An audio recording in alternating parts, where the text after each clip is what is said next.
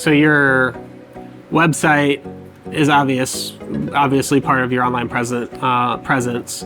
In a sense, that's your core hub where it should connect and interconnect with all the other aspects of your online presence. Your social media accounts, Facebook, Instagram, TikTok, etc. Those I usually say are more for member engagement.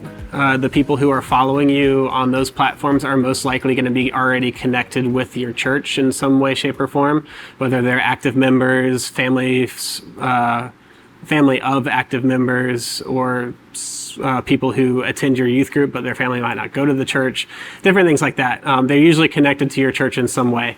So these are the things that are more of like the fun, engaging things behind the scenes, talking about member events, those types of things. Your video platforms like YouTube and Vimeo, a lot of churches will use these for hosting videos that are made for different purposes, or their live stream, or different things like that. You can also, especially with YouTube, do some of like the reels and different things like that. It can act as, in a sense, a social media platform. But a lot of them for church use, a good practice is YouTube should be some sort of live stream if you're incorporating live stream, because that's where a lot of people might go to look for it. A note between the two, if you're embedding on your website, you can use YouTube. The hard part about using YouTube is they usually will have an ad pop up at the end of the video, and you don't have any control over what ad pops up at the end of the video. And that ad is usually catered towards the viewer. So whatever their history, search history, watch history is. So that ad could be anything. So just something to be aware of for YouTube. You used to be able to specify, it would show ads for more videos on your channel, but I think they took that away like a year or two ago. Vimeo is nicer in the sense that you can embed on your site, fully brand it to your church branding and colors and all that kind of stuff, and they don't show ads at the end of the video. So for embedding on a website, I tend to prefer Vimeo if your church has the budget to pay for the account. Vimeo is a paid-for platform for most uses that are actually useful. I think they cap you at like 5 gigabytes total or something like that of content if you don't pay for it. So if it's useful, you're probably going to end up paying for Vimeo. YouTube is free, but like I said, you can't really control the ads. Apps is another part of your online presence. Usually, like I said, I would recommend utilizing an app for something like sermon notes or member engagement or different things like that, because your members are going to be the ones that download the apps. And if you are incorporating an app, be intentional about letting people know that you're incorporating an app. A lot of churches have one that has useful information and good access to sermon notes and prompting questions, but they never tell people they have it, so most of the congregation doesn't use it. So if you are spending the money and spending the time to incorporate an app, make sure your congregation knows it and be intentional about kind of getting them to engage in it. Member portals, this, as the name suggests, is specifically for members. Sometimes directories are on these things, giving platforms are on these things, different like children's ministry signups or youth ministry signups. Those are the kind of things that you might have in a member portal. This is just the space for people to know that they're signing up for different things that are part of the church that you generally advertise to your members. Your giving platform can be separate from all those. It can be combined with some of them, but it is, especially in nowadays culture, good to have a online giving platform in some way, shape, or form. They have paid for options, they have free options, so you can find what you need. But I definitely recommend having it. We worked with a church that incorporated online giving in 2020 at the outset of COVID, and had their biggest giving year in the history of their church during 2020. So it makes a big difference, just allowing people to give online. Some options for giving platforms, just so you're kind of aware of some general options. You can usually combine it with your with a member portal or church management software. They usually offer that kind of stuff. Your website hosting platform might have something integrated. A lot of the times you want to look at the fees associated, because usually they will take a portion. So a lot of the platforms, if you're giving through a credit card, they usually take a certain amount, like 60 cents or something like that, and then 3% on top of that of the purchase or gift. And then for bank drafts, they usually cut it to 1%, but there's usually some sort of percentage taken off. I think some church-specific giving platforms either mitigate that cost and lower it a lot, or they cut it completely. You just have to be aware that there might be a fee associated with an online transaction. We actually use PayPal Giving Fund, which doesn't charge any fees at all because they are the nonprofit side of PayPal. The difference in using them, just so you're aware from a how it works perspective, they're their own nonprofits. So when people give a gift through PayPal Giving Fund, they're technically giving to PayPal Giving Fund. And then PayPal is sending you a grant of the same amount afterwards. So the gift in that sense does not go directly to you, but you get the full amount of it, if that makes sense. So just being clear on that language if someone asks if that's the route you choose to go. Using social media responsibly. So there are theological and ethical implications to social media. These are things that we don't necessarily like to think about because of the usefulness of the platform, but it's worth mentioning. I'm not telling you not to use it, but it is worth mentioning. There are, when you think about it, some very big ethical concerns associated with different social media platforms. Think about Facebook and some of the misinformation and divisiveness and different things like that that's present on that platform. How social media platforms are catered towards looking inwardly at yourself and presenting yourself, and the world is all about you. There's some ethical and theological things associated with that. So having that conversation about what is naturally present on this platform, because there are good things present on the platforms too. They're meant, in a sense, to build community, and that's a good thing. But being aware of both the intentional things you're trying to do with it and the unintentional problems that are associated with it. It's good to be aware of both sides and make a good decision on how you're using it based on that. Because that is present on every platform, like the YouTube thing, for instance. An ad for something very unchristian could pop up after a video, and are you okay running that risk? So just things to think about, and there were conversations worth having. So if someone brings it up at a later time, you have an answer prepared to say why you still use it.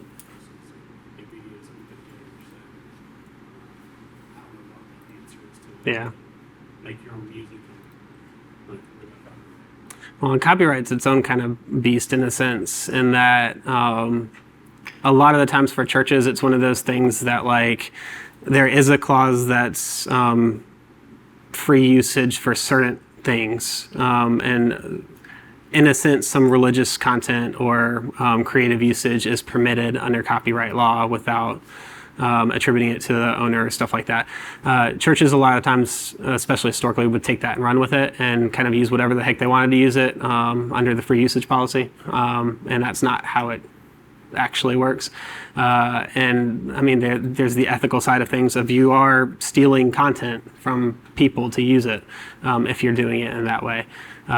So being aware of what's right and what's not right. So for instance, with music, if you're using pre-recorded music, you have to have some sort of copyright licensing to do that on a live stream. If you are recording music that is made internally from a band or something like that, that's yours, even if it's a copyrighted song. You still have to have the copyright for the lyrics of the song, but you don't have to have the copyright for the recording.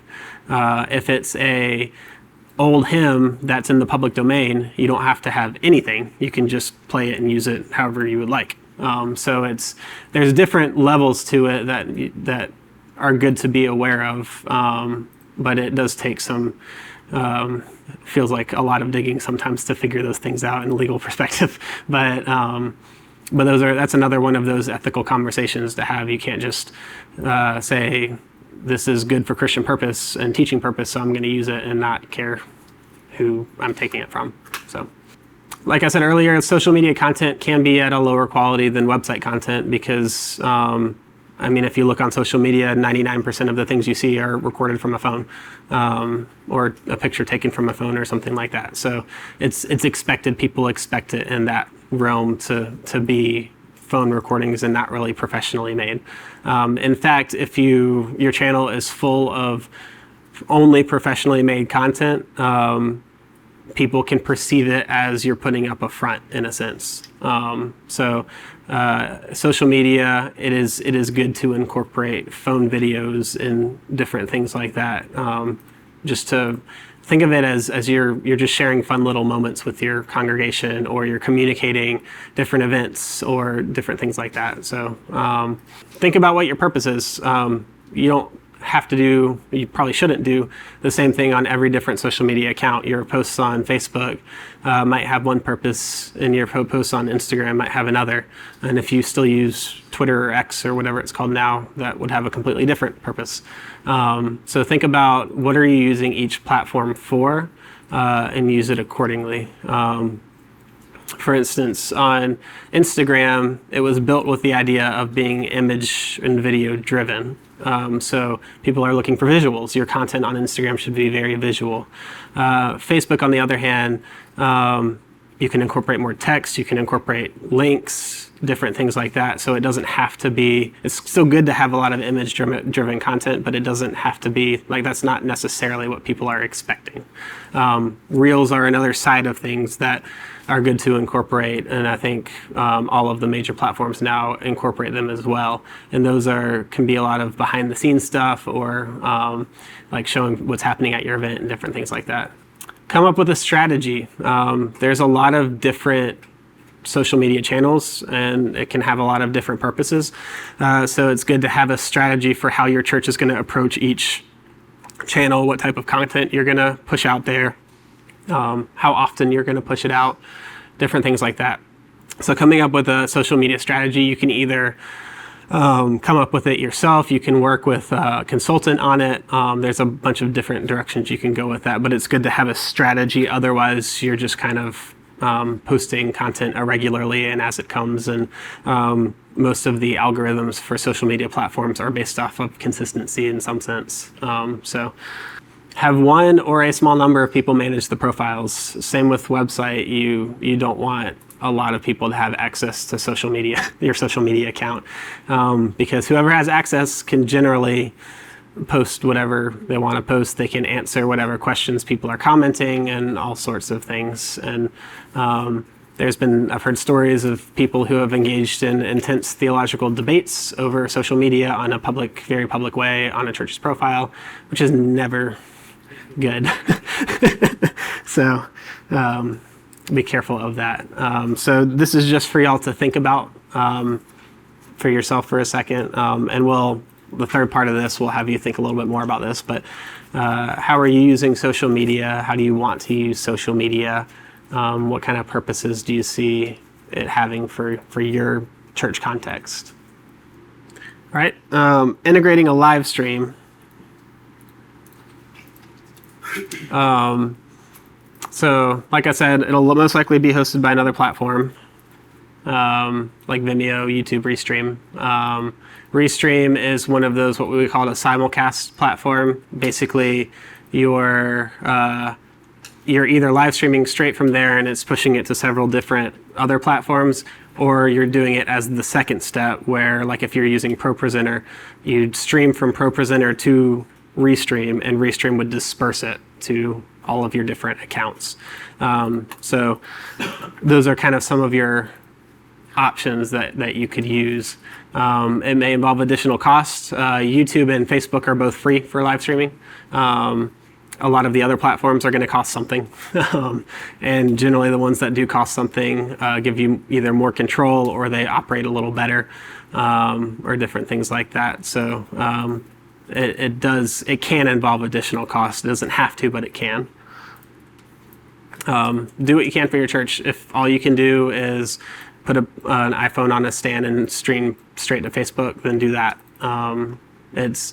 it's something that, like I said, people are starting to really want to be able to see that, and giving a person an option to, even if it's lower quality, see what your church service looks like will make them more likely to, if it's in line with what they're looking for, come visit and actually experience it, than if they don't have that option at all.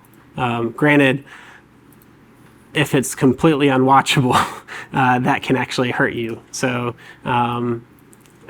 if you're putting something on your website, try to make sure it's at least like the audio is legible, people can understand what's being said or heard, and they can actually see to an extent what's happening. So there is a baseline to an extent, but you don't have to pay $200,000 for upgraded audio equipment just to put a live stream on your website.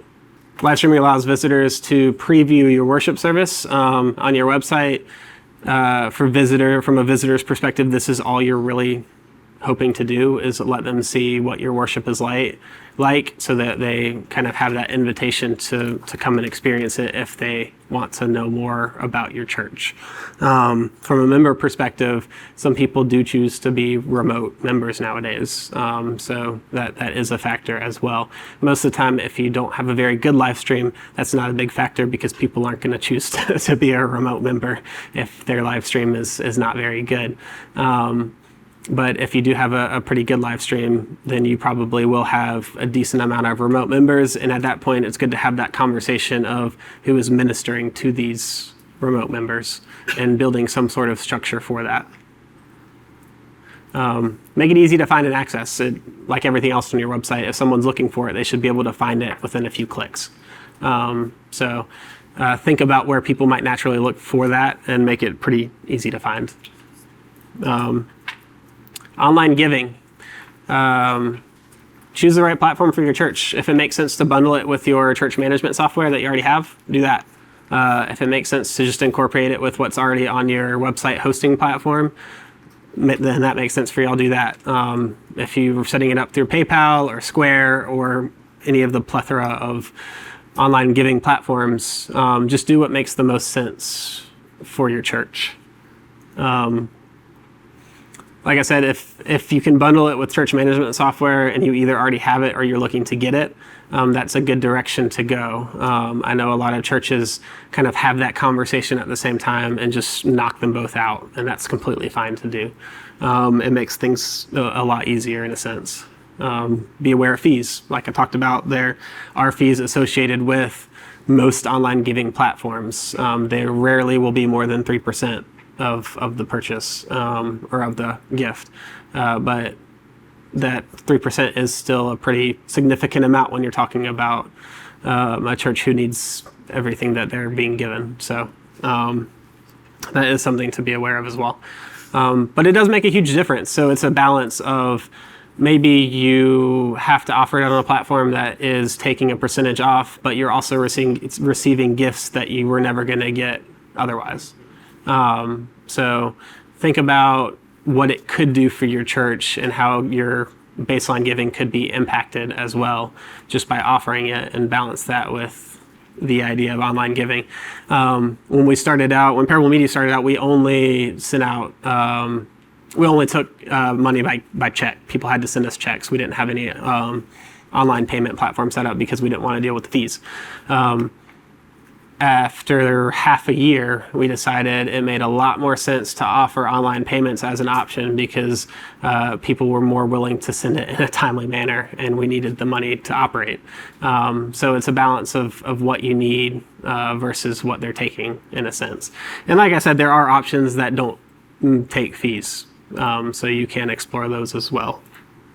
All right, search engine optimization. This is kind of a brief overview. We're not going to get into the nitty gritty because you could teach a whole class on this, but we'll talk about enough so you have a general idea. So this basically is how search engines recognize and present the information associated with your church. So the idea that most people are trying to do with it is make sure that their church appears higher on the search engine results, or as high as it possibly can on whatever search engine that they know their congregants are using, or people who might be looking for their church are using. it's manipulating a bunch of different factors in order to do that, but that's kind of the core of it, is you're just trying to get more prime location on the search results for your church or organization. So in that sense, the text on your website, on every page of your website, is usually broken into several different categories. One category is a header. Usually these are your larger fonts. They're usually used as titles or something like that. On the back end, they're usually broken into something called H1 or header 1, H2, header 2, H3, header 3. Some will go down as far as H4, but they're different levels of headers. And then outside of that, you have body text, which is usually just the general smaller text on a person's website. Headers do have an impact on how a search engine reads your web page. H1 has the highest impact. H4 has a lower impact than H2 or 3. So it's kind of tiered like that. The general idea is the things that you think people are searching to find your church or might search to find your church are the ones that you want to prioritize as the header 1s and the header 2s. If you think someone's going to search for Baptist church in Wendell, and you're a church in Wendell, you probably want Baptist church in Wendell, those specific words, to be in a header 1 somewhere on your website. So you're kind of manipulating what you think people are going to use as search terms and placing them in different spots on your website in these headers. A search engine will still read the body text. So all of the words are still read in some way, shape, or form. So you still can put information that's relevant and present across your website, but the highest impact is your headers. Everybody with me there? All right. There is something called alternative text or alt text. This is associated with images and videos. This is the information, a search engine, rather than, it's obviously not going to watch your video and it's not going to look at your image because it doesn't necessarily have eyes. This is what tells it what that image contains or what that video is. So basically you're using keywords to describe that image or that video. And what this does is when people are looking at Google Images, the Images tab on a Google search or Video tab on a Google search, it helps Google curate or Bing curate that to show images or videos that are associated with your church if that's what people are searching for. So if you're using this well, if people are looking for images of like spiritual formation content or something like that, and you do a good job keywording the alt text on your images, then your church's images might pop up pretty relevantly for people to see that, and then they might go down the rabbit trail of, oh, I'm going to look at this church now, all that kind of stuff. So it's just another way to reach people that's not necessarily on the normal search engine side of things, but it does matter for search engine optimization. Align your text with each page's purpose. Like I said, text in general does have some sort of impact on how the search engine will read your page. So have it all aligned with the purpose of that page. Your children's ministry page should have text that talks about children's ministry. And that way Google knows to that page is about children's ministry, and that's what it will portray as in the search engine. So that's good to know. Use tags where appropriate. So some aspects of your website are taggable. These are keywords that you include to different things that are specific to search engines. So most people won't see these. Blogs are a big one that uses this. Videos and some web platforms use this as well. But you're basically looking at the content and you're associating certain keywords that when a person searches, you think will point them back to that content. Utilize Google Search Console. So there is something called Google Search Console that you can create a free username or connect with it for free. And you basically, if you own the domain, you can associate that domain with Google Search Console. What that does is it prompts Google Search Console to read your website. So you're telling it that this website's ready, you want it read, and you want it regularly read. So it helps Google recognize your website and kind of see all that is. The good thing about that is they will send you tips on what's hurting sometimes your search engine results. They might send you a tip of there's text too close to an image, so you might want to reformat it. They might send you a tip that some of your text is too small for people to read. These are things that are impacting how Google is listing your site, so it's good to listen to them most of the time. So that's always good to sign up for. It's helpful. It's easy. Just Google Search Console, and it'll pop up. There's a Google thing called Google Business. If you ever search for an organization and you see like the card-looking thing on the side pop up that shows like a picture and some of the basic like contact information and website and all that kind of stuff, that's a Google Business profile. That is something you do have to sign up for. So it doesn't automatically happen most of the time. Sometimes it might seem like it automatically happens because I think almost anyone can make those profiles, but it is something that you have to create. Again, it's free, so and it highly impacts your search engine results. So it is a big factor. I would argue more so probably than your headers being well done. But always create those profiles, update it with the relevant information. It'll ask you things like for pictures, a general description of your organization, and like when you're open, when you're not, those kind of things. But create that. It'll help a lot with your search results. One thing to note about that is they are accessible to pretty much anyone. It's not super regulated, so almost anyone can post a picture to it. They don't have to have ownership on it. You can argue if you think the picture is not relevant or needs to be taken down. You can contact Google and argue it, but that is a big problem with it, is that people can do whatever with it. Google does moderate it, so like you're not going to have inappropriate stuff posted. So that I wouldn't worry about that. But like someone might post random pictures that you haven't posted yourself, and you might see something pop up, and people can suggest edits, and if Google thinks it's a correct edit, they'll do it without telling you. So just be aware of those kind of things with the Google Business profile. Links on other websites also matter. So the more links going to your website from other places, the more important Google deems your website is. So if you have a link through your denominational body's website, or through a nonprofit you support, or through your Facebook profile or other social media profiles, have as many links as you can from other places, and that helps with your search results as well. It takes time. It's not something that happens overnight. Like we're now the top result for people searching for digital media most of the time in Raleigh, and one of the top results for Charlotte for some reason. I'm not really sure how that happened. But it took all of 4 years to get there. So it does take a significant amount of time to build that.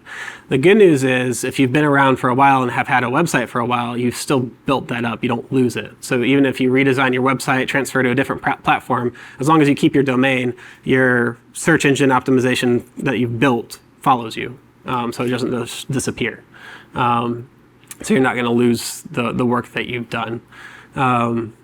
Keywords, as you wanted to address, keywords are things that you can associate with your website, and it's really about predicting what people are going to be naturally searching for. You can sign up for a Google Ads profile. They offer a nonprofit version. If you get approved by you have to go through an approval process or whatever, but if you get the nonprofit version, you don't have to pay anything for it. They give you the equivalent of like $320-something a day's worth of advertising through it, if you're approved. You do have to meet minimum standards in the sense that your click-through rate, CTR is what it would be abbreviated as, has to meet a certain percentage for them to keep you on there. Otherwise, like if you sit at like 0.1% for 3 months, they probably will deactivate your profile.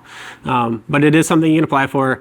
It's very complex and takes some getting used to, but they do give you a lot more in-depth information on what you can do to pick better keywords, pick negative keywords, which is the opposite line of thinking of these are things that people search for that don't associate with our website, so we don't want our website to appear with that. And you can associate all that with your website on the back end. But that's a whole nother ballgame and takes a lot of digging into to get used to. But that is something good to be aware of. If you don't have the nonprofit, or if you're not approved for the nonprofit side of things, it is quite expensive. So I don't naturally recommend it for most churches, because most of the time, even without it, a church that has an active presence online will eventually get to the spot where if you search for churches in this area, they'll be one of the top results just by naturally having a presence.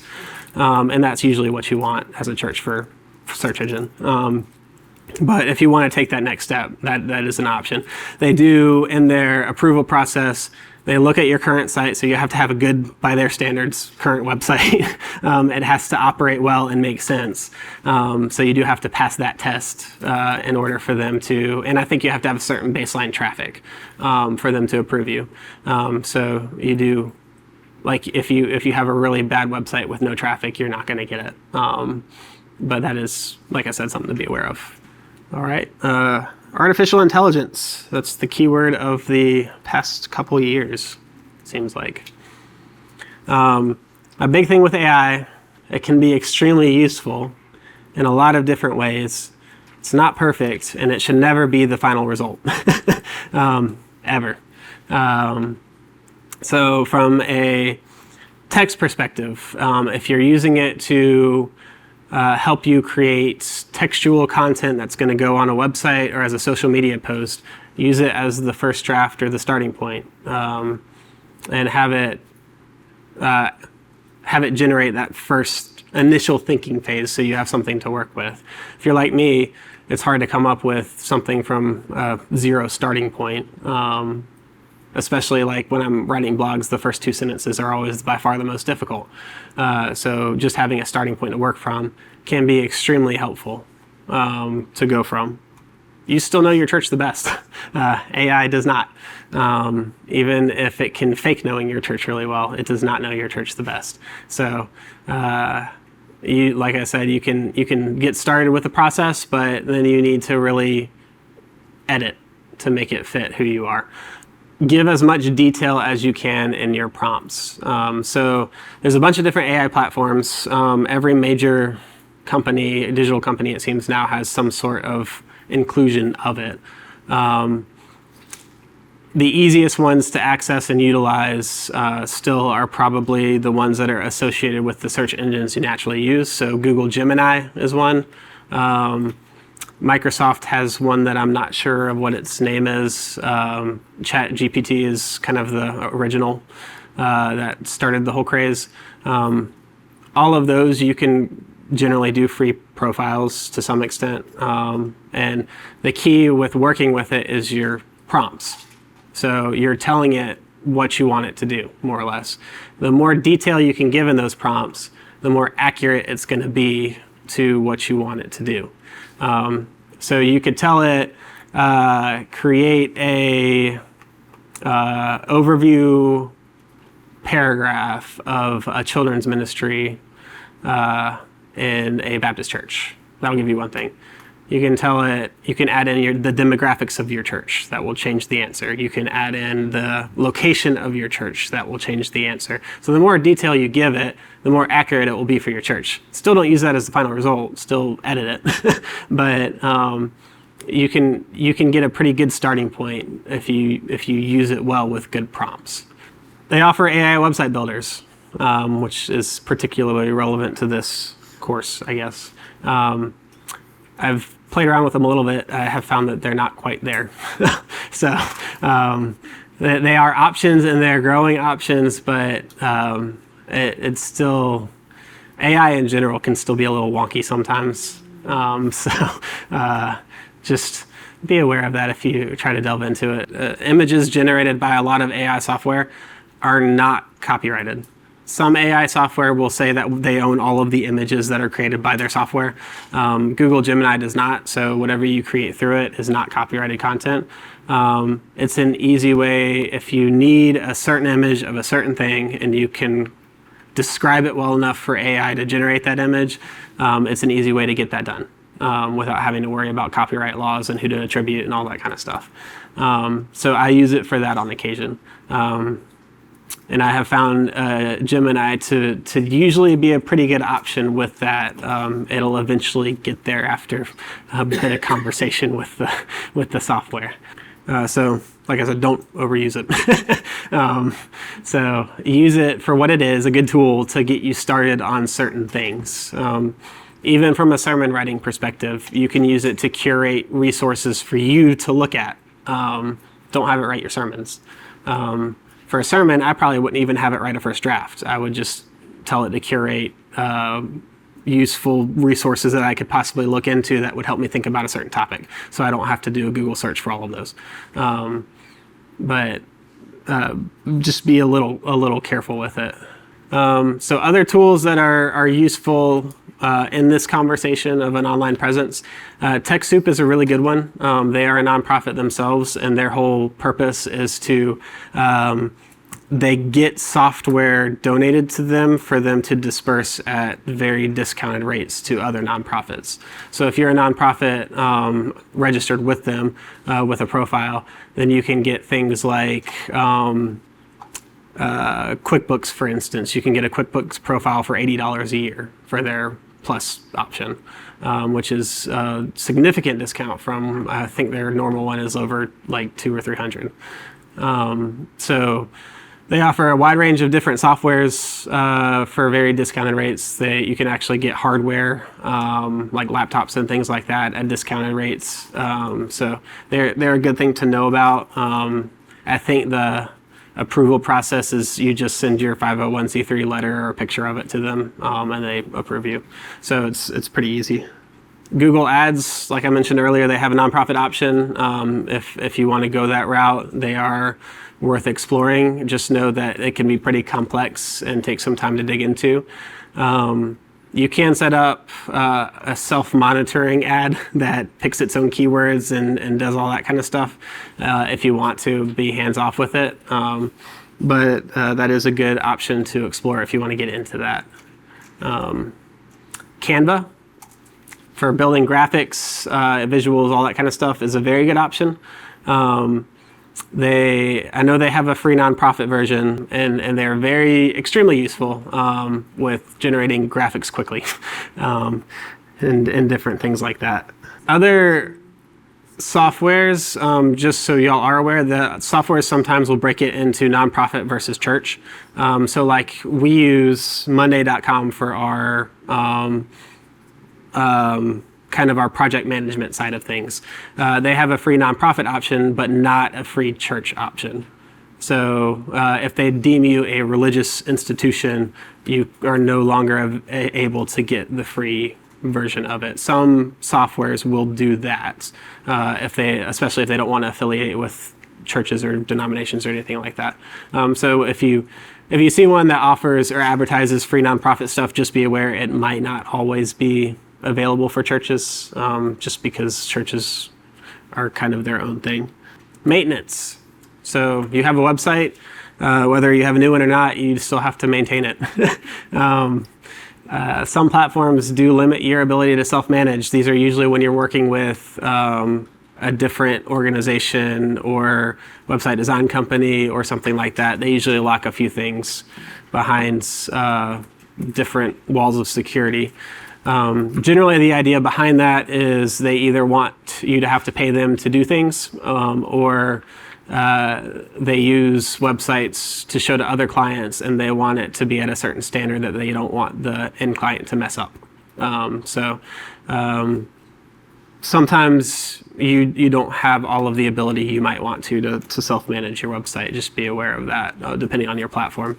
You should always have a small number of people, or one person, depending on how big your website is, to oversee all changes and updates so they align with the ministry of the church. That person should have some sort of ministerial background. You want someone who knows the purpose of your church very well, the ministries of your church very well, to have those final calls on text and picture edits. You don't want just anybody doing that. Same with social media. It doesn't have to be the same person, but you do want someone kind of having eyes on it before it goes live. Websites should be maintained regularly. If your website looks like it hasn't been touched in 3 years, your church, in a sense, looks like it hasn't been active for 3 years to some people. Websites should be maintained. And an easy way to show that your church is active and growing and doing ministry is by updating pictures. And that's probably the best way, is updating pictures, but also text and different things like that. So they should be maintained fairly regularly. Don't expect a minister to add it to their plate without removing something else. This is a big one I see in a lot of churches, especially small staff churches. Website has to be done. It's a big job, and it's also a job that a lot of people don't understand how big it is until they start doing it themselves. So a lot of the times they get shoved on one person on staff who's already got 17 other things to do, whether it's a senior pastor, youth minister, or something else. They have a full-time job that they already had, and then the website just gets added to it. That should not happen unless you take something off their plate as well. It's not being a good minister to your church staff if you are overworking the ministers on your staff. And it's from a minister's health standpoint. Websites are big jobs, and it's something that you can't just expect to add. This might mean having a volunteer team manage it, and a minister just having the end approval for stuff that's already created, to cut down on the time spent on it.